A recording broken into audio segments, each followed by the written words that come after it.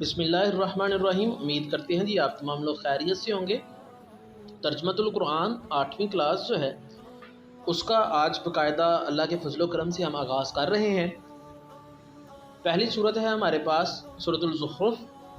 تو سورۃ الزخرف ایک مکی صورت ہے۔ مکی صورت کسے کہتے ہیں؟ وہ صورتیں جن کا زمانہ نزول اس وقت کا ہے جب آپ صلی اللہ علیہ وسلم کی رہائش یا ہجرت سے پہلے جب آپ صلی اللہ علیہ وسلم مکہ رہتے تھے، تو وہ صورتیں چاہے طائف میں نازل ہوئی ہوں، کسی وادی میں نازل ہوئی ہوں، ان تمام کو ہم مکی صورتیں کہتے ہیں۔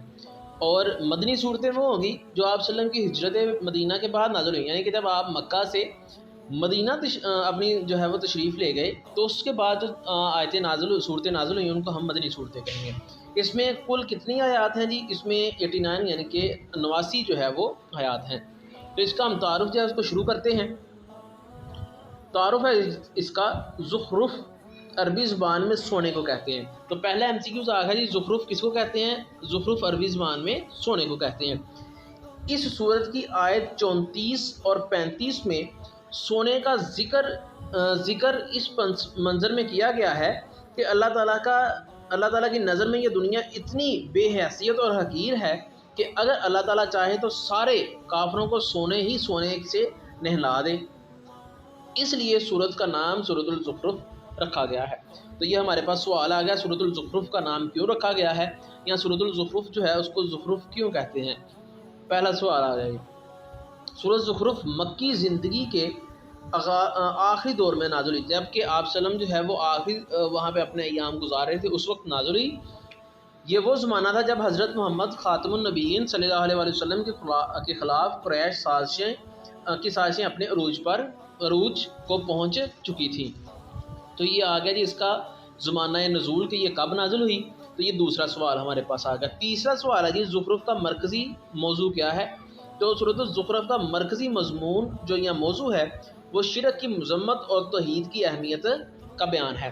تو جو مکی صورتیں ہیں ان کے اندر ایک نمایاں چیز یہ ہے کہ ان کے اندر جو عقائد ہیں ان کے اوپر زور دیا گیا ہے، توحید کے اوپر، رسالت کے اوپر، ملائکہ کے اوپر، انبیاء کے اوپر، آخرت کا بیان یعنی کہ جو مرنے کے بعد کی زندگی ہے جنت دوزخ اس کے اوپر، شرک کی مذمت کی گئی ہے، برے کاموں کا انجام بیان کیا گیا، یعنی کہ ٹوٹل جو اس کا عنوان ہے تو یہی ہے۔ آگے اس کے مضمون دیکھتے ہیں جی کیا ہیں۔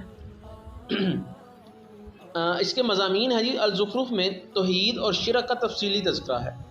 3 جلیل القدر انبیاء علیہ السلام یعنی حضرت ابراہیم، حضرت موسیٰ علیہ السلام، حضرت عیسیٰ علیہ السلام کی دعوت کا ذکر ہے۔ تو یہ بھی ہمارے پاس سوال آ گیا کہ سورۃ الزخرف جو ہے اس کے اندر کتنے انبیاء کا ذکر ہے؟ 3۔ کون سے ان کے نام لکھے ہیں؟ حضرت ابراہیم، حضرت موسیٰ، حضرت عیسیٰ علیہ السلام۔ وہ سب ایک اللہ کی عبادت کرنے والے اور شرک سے منع کرنے والے تھے۔ اس کے علاوہ آخرت کے حالات بیان کیے گئے ہیں۔ اس صورت کے آخر میں پرہیزگاروں کے اچھے اور مشرکین کے برے انجام کو بیان کیا گیا ہے۔ تو پہلی چیز ہمارے پاس آ گئی کہ اس کا خلاصہ جو ہے وہ یہی ہے۔ آ گیا جی، جاہلیت کے زمانے میں ایک انتہائی وحشیانہ رسم یہ تھی کہ عورت کو منحوس سمجھتے تھے کہ لوگ عورت کو منحوس سمجھتے تھے۔ زمانہ جاہلیت میں عورت کو کیا سمجھا جاتا تھا؟ منحوس۔ بعض قبیلے ایسے تھے کہ اگر ان میں کسی کے ہاں بچی پیدا ہو جاتی تو وہ شرم کے مارے اس بچی کو زندہ دفن کر دیتا تھا۔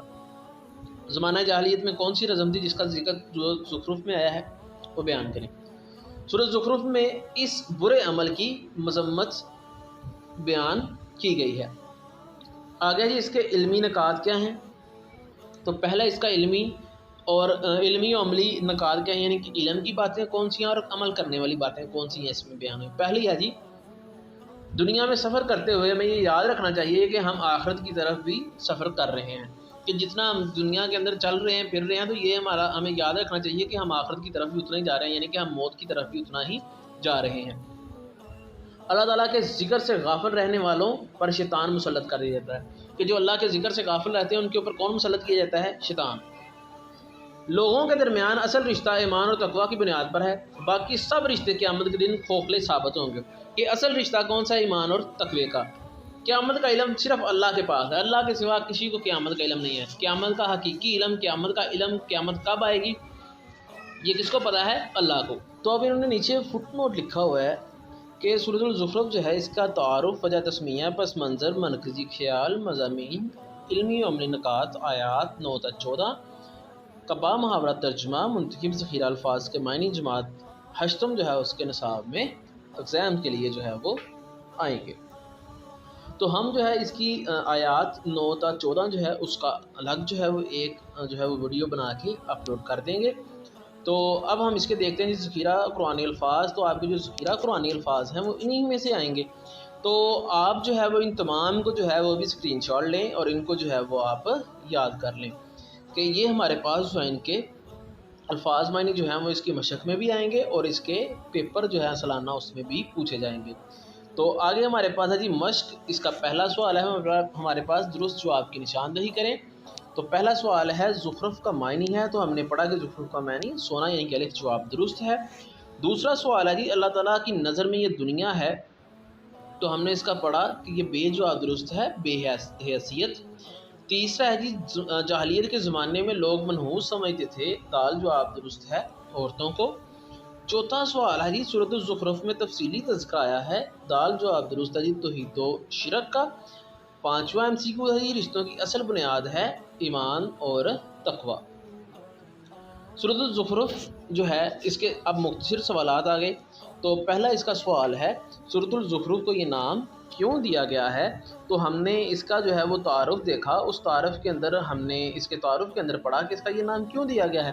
تو اس کا نام اس لیے دیا گیا کہ سورۃ الزخرف عربی زبان میں سونے کو کہتے ہیں، اور اس لیے جو ہے یہ یہاں سے لے کے، یعنی کہ سورۃ الزخرف عربی زبان میں سونے کو کہتے ہیں، یہاں سے لے کے اسی لیے اس سورت کا نام زخرف رکھا گیا ہے۔ یہاں تک جو ہے وہ اس کا جواب ہے جو ہم نے ہائی لائٹ کیا ہے، آپ اس کو ابھی اپنی بک کے اوپر جو ہے وہ نوٹ کر لیں۔ دوسرا سوال ہے ہمارے پاس سورۃ الزخرف کا خلاصہ تحریر کیجئے کہ سورۃ الزخرف جو ہے اس کا خلاصہ کیا ہے۔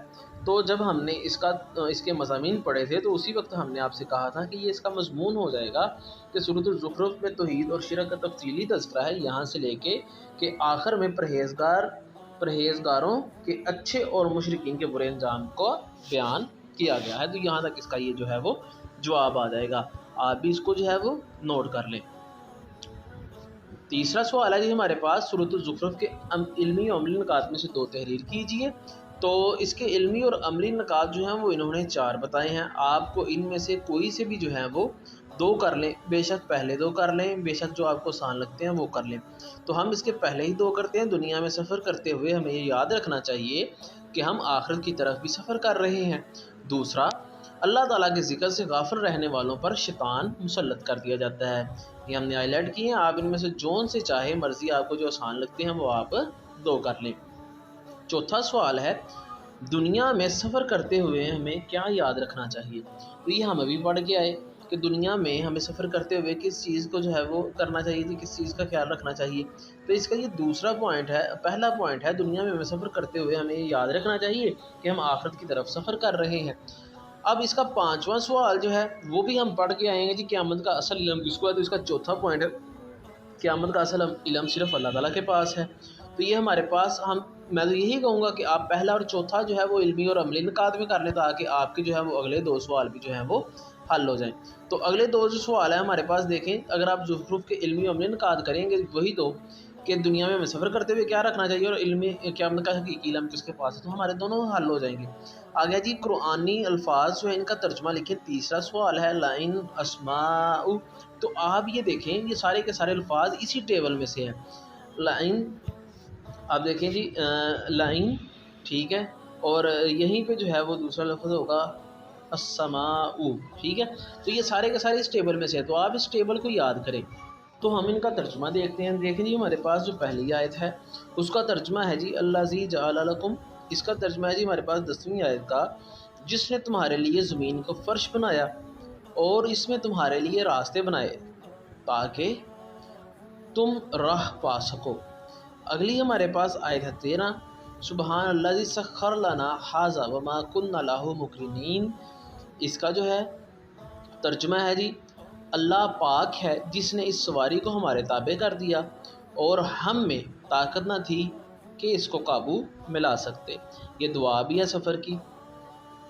آگیا جی تیسری آیت، وَإِنَّا إِلَىٰ رَبَّنَا لَمُنْقَلِبُونَ، اور یقیناً ہم اپنے رب کی طرف پلٹ کر جانے والے ہیں۔ تو یہ ہمارے پاس اس کا جو ہے وہ آ گیا جی سارے کا سارا جو ہے وہ ترجمہ۔ تو اب اس کا جو ہے وہ مضمون آپ نے لکھنا ہے۔ تو یہ آپ نے یہ جو اس کا تعارف ہے اور اس کا جو خلاصہ ہے، اس ساری چیز کو اگر آپ دیکھیں تو یہ ہمارے پاس لانگ کویسچن لکھا ہوا ہے، ٹھیک ہے۔ تو اس چیز کو جو ہے جو آپ کا تعارف ہے یا مضامین ہے، ان کو آپ مد نظر رکھتے ہوئے جو ہے وہ اس کے اوپر تفصیلی نوٹ لکھ دیں۔ تو یہ ہمارے پاس سوال نمبر 5 ہے، آپ اس کو جو ہے وہ نوٹ کر لیں کہ زخرف جو ہے عربی زبان میں سونے کو کہتے ہیں۔ آپ اگر اس کو نوٹ نہیں کرتے تو آپ سمپل جو اس کا تعارف ہے اور اس کے مضامین ہیں ان کو لکھ دیں، تو آپ کا مضمون جو ہے وہ مکمل ہو جاتا ہے۔